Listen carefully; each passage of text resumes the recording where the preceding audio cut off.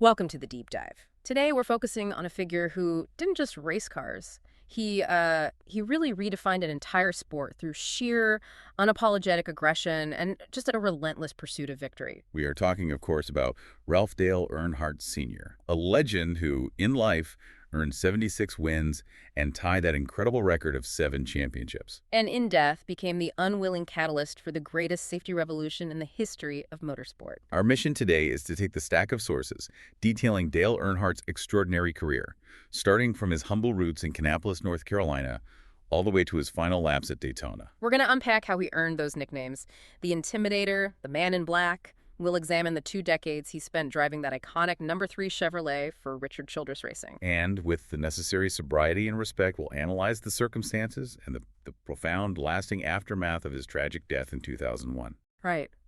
The story of Dale Earnhardt is inseparable from the culture of speed and competition.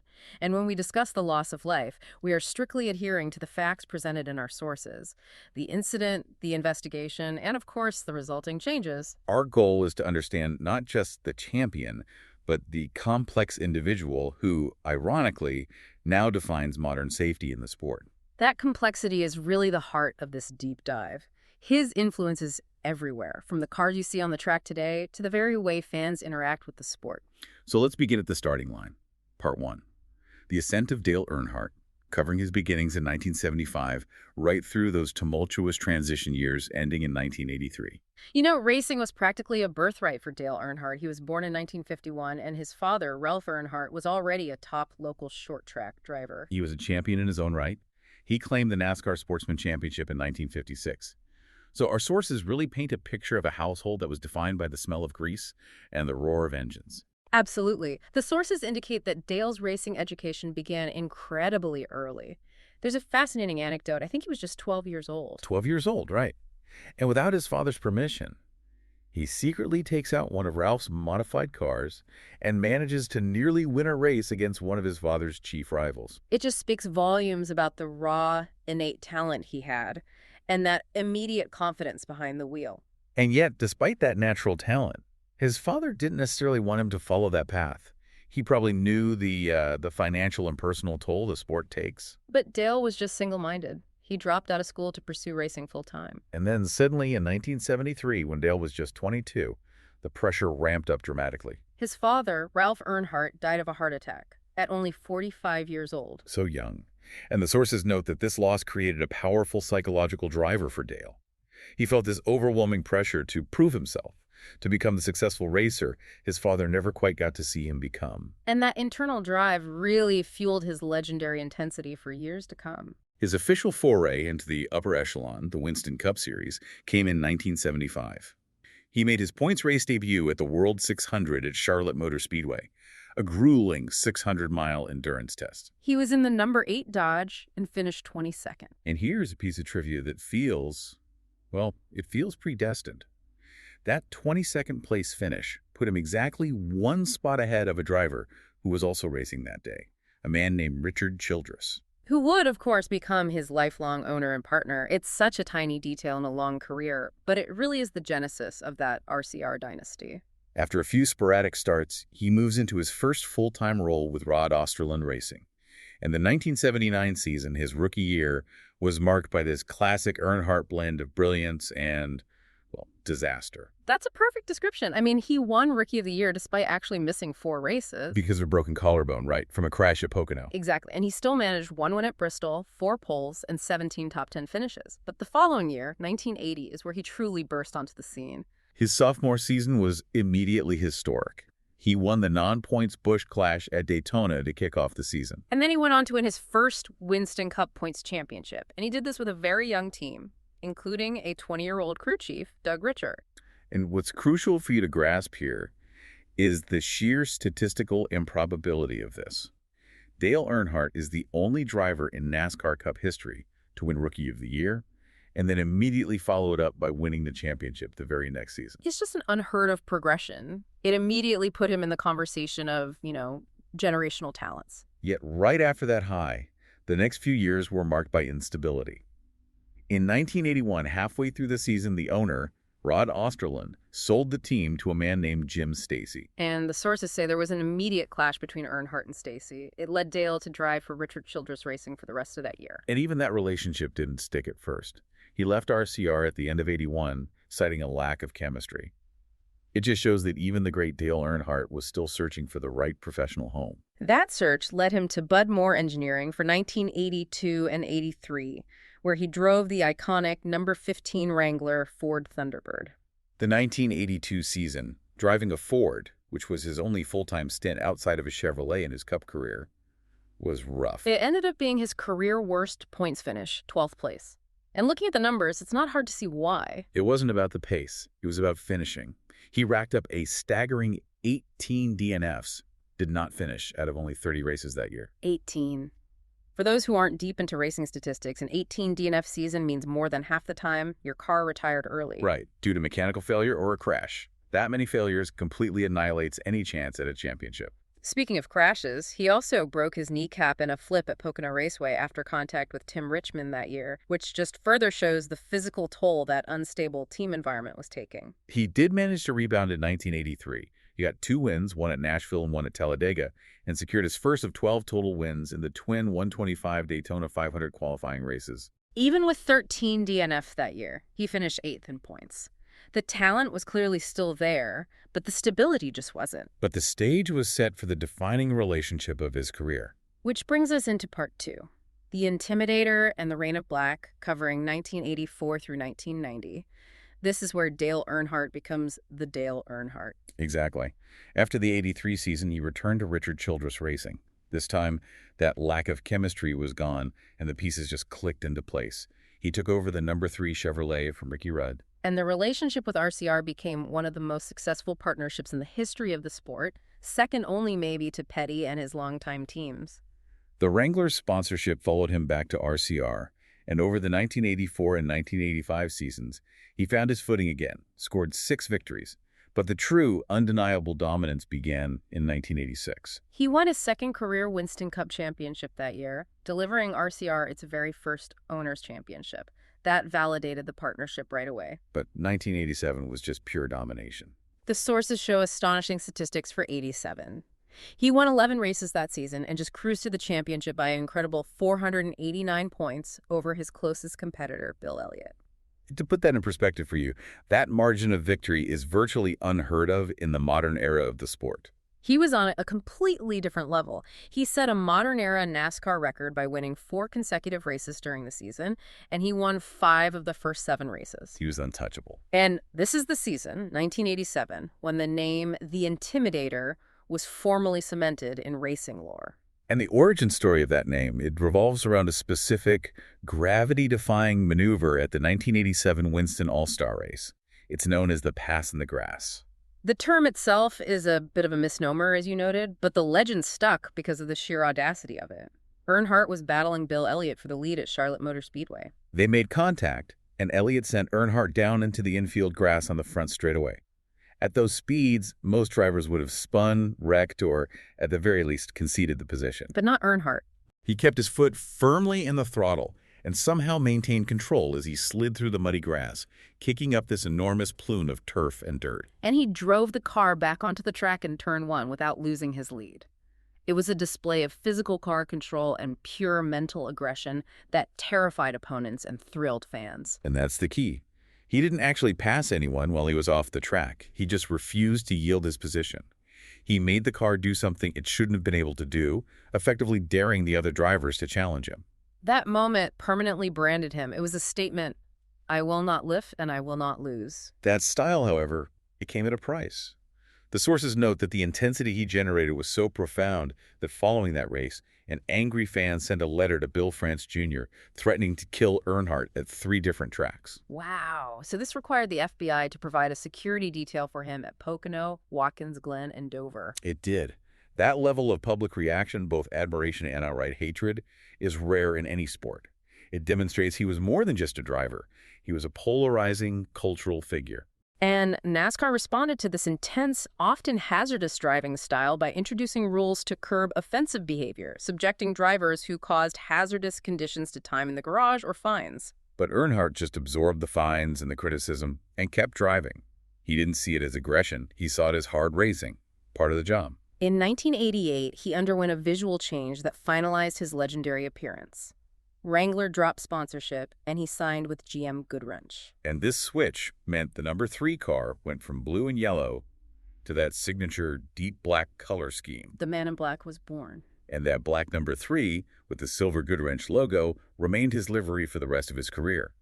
It became one of the most recognizable and often feared symbols in all of motorsports. He kept winning, securing 3 victories in '88 and finishing third in points. But 1989 brought a painful championship near miss. He won 5 races that year, but the championship came down to the wire against Rusty Wallace, and the moment that arguably cost him the title happened late in the season at North Wilkesboro. A late race spin put him behind the 8 ball, and he ultimately lost the championship to Wallace by a razor-thin margin of only 12 points. Those are the kinds of near misses that fuel the hunger. And that hunger was immediately tested at the start of the 1990 season with that infamous Daytona 500 misfortune. This event is a masterpiece of racing tragedy. Its absolute heartbreak turned into folklore. Earnhardt was completely dominant. The final caution flies, and when the race goes back green, he's leading Derek Cope by an insurmountable margin up to 40 seconds. The victory was secure. After 12 years of trying, it was finally his. But then, on the final lap, coming into turn 3, disaster struck. Not in the form of a competitor, but just random track debris. He ran over a piece of metal, later identified as a bell housing that had fallen off another car, which instantly cut down his right rear tire. He had to fight the car, which was dragging the flat tire, and Derek Cope, who had been running second, just inherits the lead and this massive upset victory. And Earnhardt limps across the line in 5th place, having led 155 at the 200 laps. It was a victory stolen by fate. The reaction from the team speaks to the magnitude of that loss. The number 3 crew famously took that ruined flat tire and hung it on the shop wall. A constant physical reminder of that failure, fueling their drive to finally conquer the great American race. And despite that crushing start, Earnhardt showed his resilience by winning 9 races that season and securing his 4th Winston Cup title, beating Mark Martin by 26 points. Heartbreak at Daytona didn't derail the ultimate prize. And that achievement sets the stage perfectly for Part 3. 7 championships and the hunt for the 500, covering the years 1991 through 1998, when he truly cemented his status as a historical icon. The 1991 season saw him claim his 5th championship, continuing the dominance. But one win that year stands out for maintaining a record he already held. Right, that was the North Wilkesboro race. Harry Gant, another veteran driver, was having this phenomenal late career surge and was trying to set a modern-era record by winning his 5th consecutive race. And Earnhardt was challenging him, and when Gant's brakes failed late in the race, Earnhardt made the pass for the win. Securing his 5th title and stopping Gant's incredible run. It was a classic Intimidator move. Not just winning, but denying a rival a major milestone. But the next year, 1992, brought the second great slump of his career. Despite being the championship favorite, he only won 1 race all year. The Coca-Cola 600, which notably ended a 13-race win streak by Ford teams. But yeah, he finished a disappointing 12th in the points standings. That finish mirrored his 1982 slump. The second and final time in his career he finished that low in the points, his frustration was, it was palpable. He still had to attend the awards banquet, and when asked about the season, he famously remarked to Rusty Wallace, "This sucks, I should have gone hunting." A year ended with a major change, as his longtime championship crew chief, Kirk Shelmerdine, departed to pursue a driving career. And a major slump demands a major change.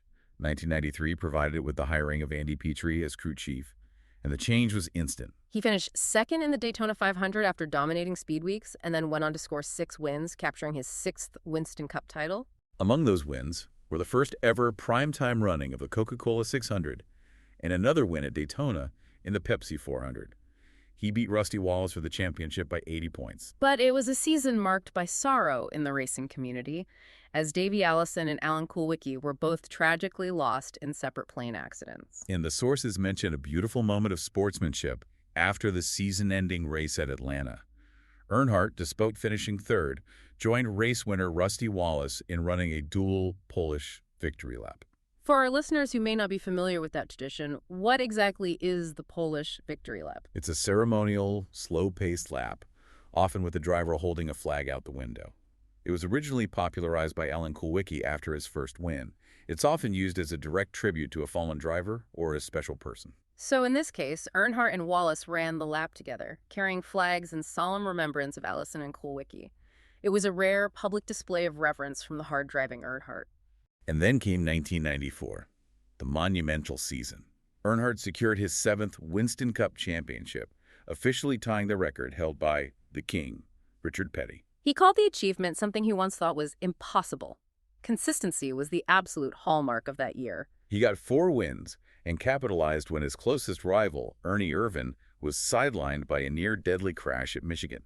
Earnhardt sealed the deal with a victory at Rockingham and won the title by more than 400 points over Mark Martin. This achievement permanently placed him in the highest echelon of the sport. Even after matching Petty's record, the pursuit of victories continued. 1995 brought another major milestone, winning the inaugural Brickyard 400 at Indianapolis Motor Speedway. He called that victory the biggest of his career, which is a testament to the prestige of racing at Indianapolis. He also secured his first ever road course victory that year at Sears Point. He finished second in the championship to the rising star and new dominant force, Jeff Gordon. And that rivalry, the veteran champion versus the fresh-faced younger talent, really defined the mid-90s. We found a fascinating insider detail in the sources regarding a potential career shift. Despite all his success at RCR, Earnhardt nearly left the team at the end of 1995. That's right. Robert Yates Racing, a top-tier team, tried to start a second car, the number 88, following Ernie Irvan's serious injury, and they sent a contract to Earnhardt. But he reportedly never returned the contract. The scuttlebutt was that if he left, he only wanted to drive the number 28, which was reserved for Irvan's return. He ultimately chose to stay with Childress and the number 3, a decision that cemented the RCR legacy. Now we come to 1996, a pivotal year in terms of his physical well-being and the immediate trajectory of safety in the sport.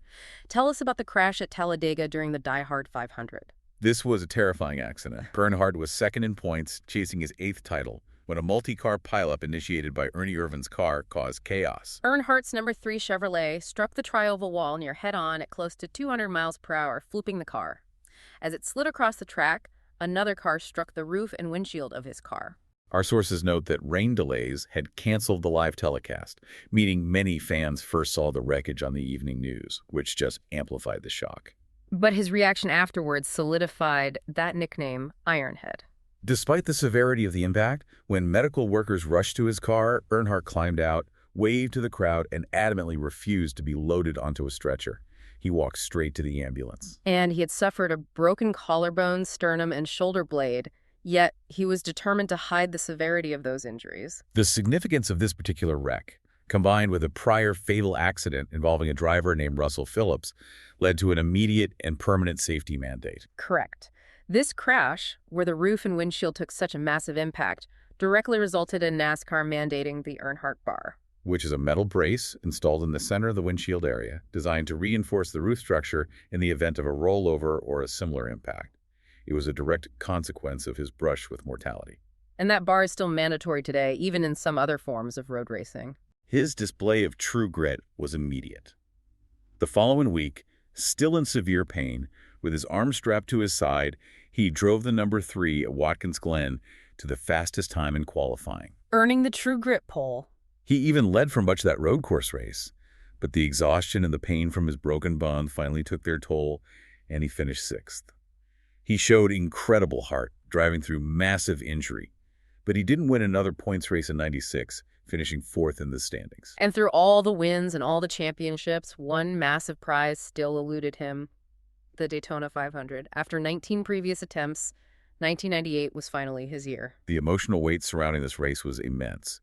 Earnhardt had already kicked off Speed Weeks by winning his twin 125-mile qualifying race for the 9th straight year. Which is an incredible streak, just demonstrating his mastery of restrictor plate tracks. For listeners, restrictor plates are devices mandated by NASCAR at the highest speed tracks like Daytona and Talladega to limit engine horsepower and reduce speeds, keeping the pack tight. On race day, February 15, 1998, he was a contender early.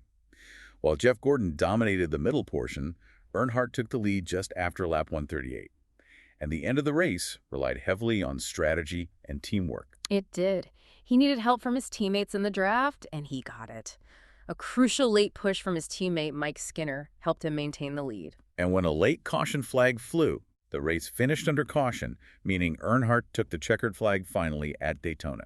The immediate aftermath was pure magic. Every crew member from every single team, regardless of rivalry or allegiance, lined pit road to shake his hand as he drove toward victory lane. It was a universal sign of respect for a goal finally achieved. And Earnhardt, known for his stoicism, he just let loose. He drove the number 3 into the infield grass and spun the car twice, leaving tire tracks shaped like a giant number 3 in the turf. Starting a trend of post-race celebrations, he later said simply, "The Daytona 500 is ours. We won it, we won it, we won it."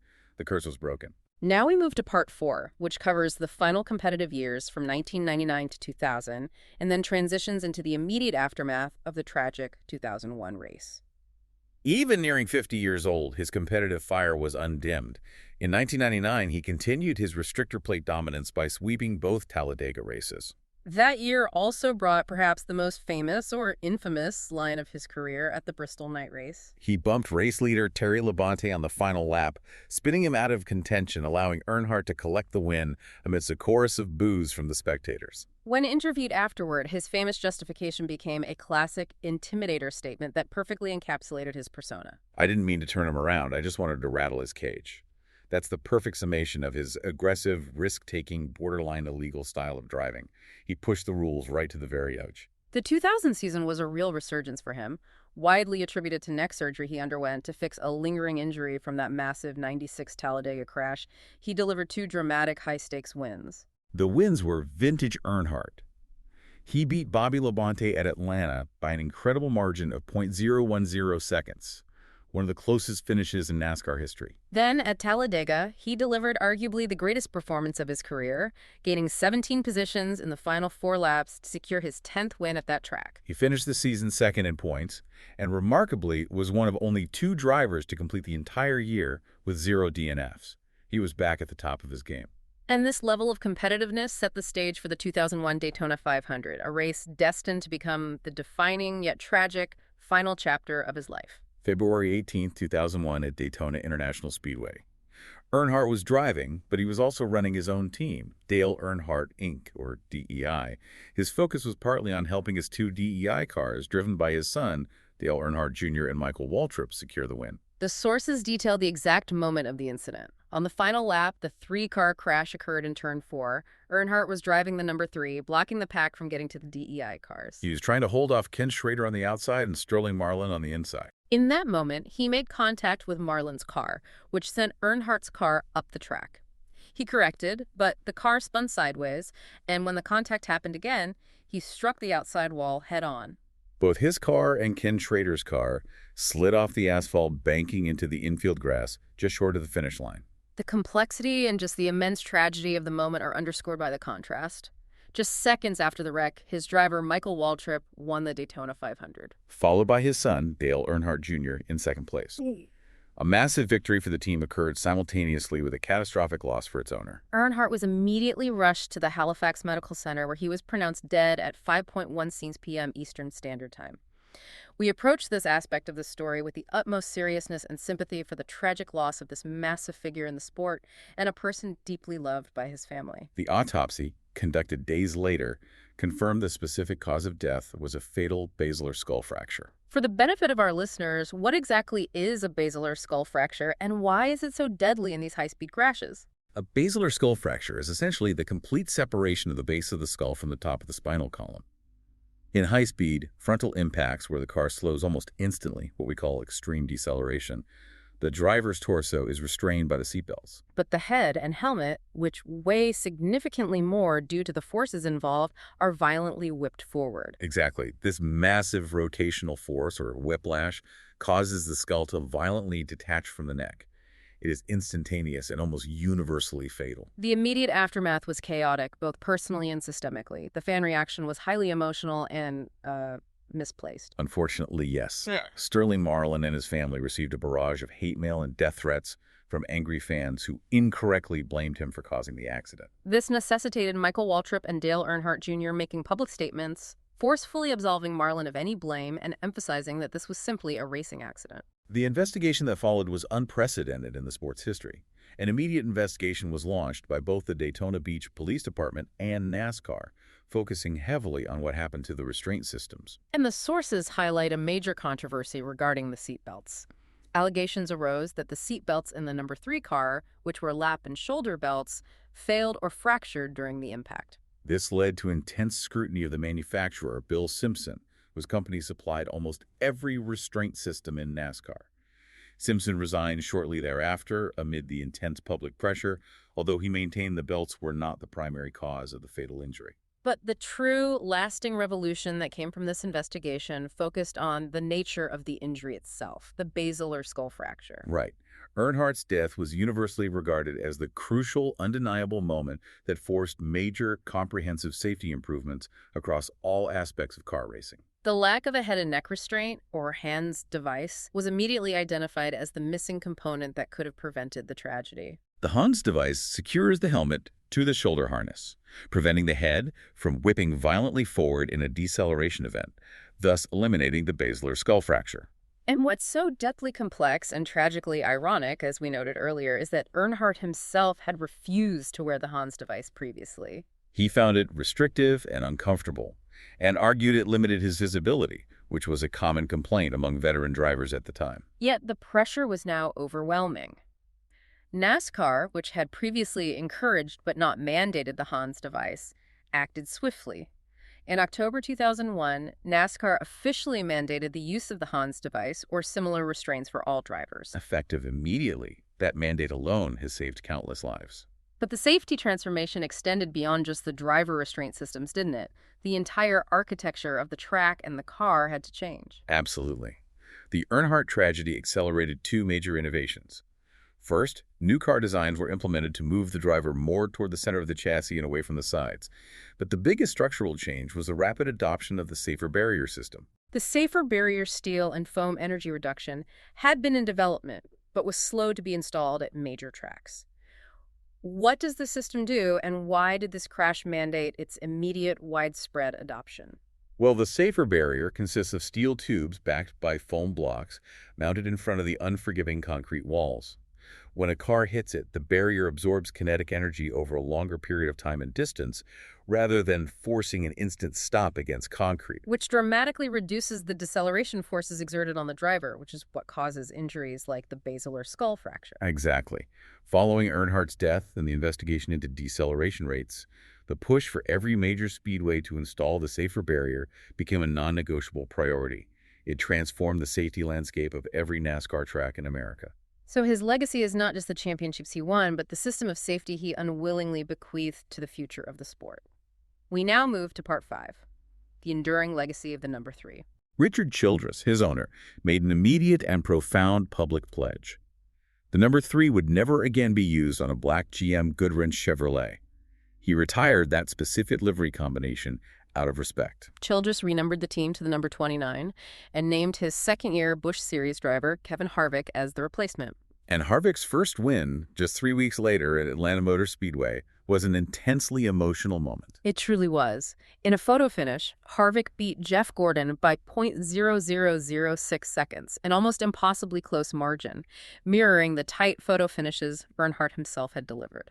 Following the victory, Harvick did a celebratory burnout and held 3 fingers aloft outside the driver's window as a direct, public tribute to the man he had replaced. Meanwhile, Dale Earnhardt, Inca, the team Earnhardt owned, continued to race and experienced great success in 2001, winning 5 races. The emotion surrounding DEI was intense. Steve Park, another DEI driver, won the race at Rockingham just 1 week after Earnhardt's death. But the emotional peak came in July, when the series returned to Daytona for the Pepsi 400. Dale Earnhardt Jr. won the race, with Michael Waltrip finishing second, reversing the finish of the Daytona 500. It was seen by many fans as a profound healing moment for the sport. There was a common misconception that the number 3 was permanently retired from the sport after Earnhardt's death. But the sources clarified the nuance of racing numbers. That's an important distinction.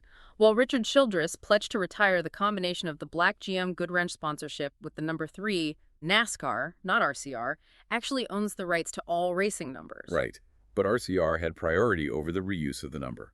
RCR still owns the distinct, stylized number 3 logo that Earnhardt made famous, and Harvick's number 29 car displayed that stylized number 3 on its B-posts until Harvick left RCR in 2013. The number 3 did eventually make its return. Yes, Childress's grandson, Austin Dillon, began driving the number in the lower NASCAR series, and it eventually made his full-time return to the Cup Series in 2014, driven by Dillon.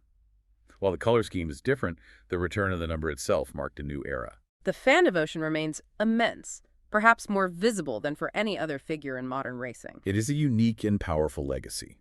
Fans have maintained the tradition of honoring Earnhardt by holding 3 fingers aloft on the 3rd lap of every single race. And for more than a year following his death, the television coverage on FOX and NBC would even go silent on the 3rd lap unless a caution flag was out, paying tribute to the silence and respect for the lost hero. His legacy extends far beyond the physical track. There are multiple physical memorials to his life and career. Daytona International Speedway, the site of his greatest triumphs and tragedy, honors him with the Earnhardt Tower, a named seating section. In his hometown of Kannapolis, North Carolina, the Dale Earnhardt Plaza was erected in 2002, featuring a massive 9-foot, 900-pound bronze statue of him. And if you drive through that area, you'll find Dale Earnhardt Boulevard right off I-85. Texas Motor Speedway even named one of its entrances Dale Earnhardt Way. And his influence isn't limited to North America. We see his global impact reflected in Formula One, a very different discipline of motorsport.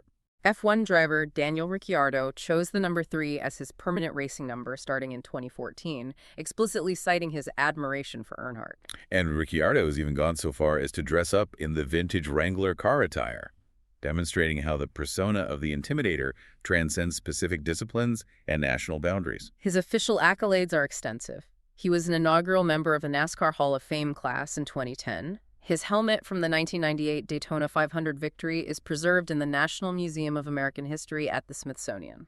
He was such a force that, despite his tragic loss in February 2001, he was posthumously named NASCAR's most popular driver that year, a title he had never won during his life. We have spent time reviewing the unparalleled career of Dale Earnhardt, a driver defined by ruthless aggression, a commitment to winning at any cost, and a mentality that often put him at direct odds with emerging safety efforts. We've seen that he was the champion who resisted the Hand S device due to concerns over comfort and visibility until the very end. And yet, we've established the profound and complex irony of his entire story.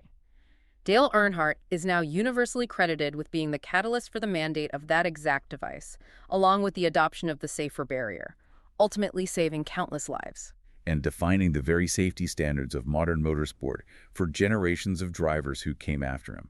What does it say about the human condition in the course of history when a person's greatest, most life-saving legacy is not born from a triumph they sought, but from their most tragic resistance to change? It forces us to acknowledge that sometimes the greatest lessons are learned through the most heartbreaking costs, permanently altering the safety of high-speed competition across the globe.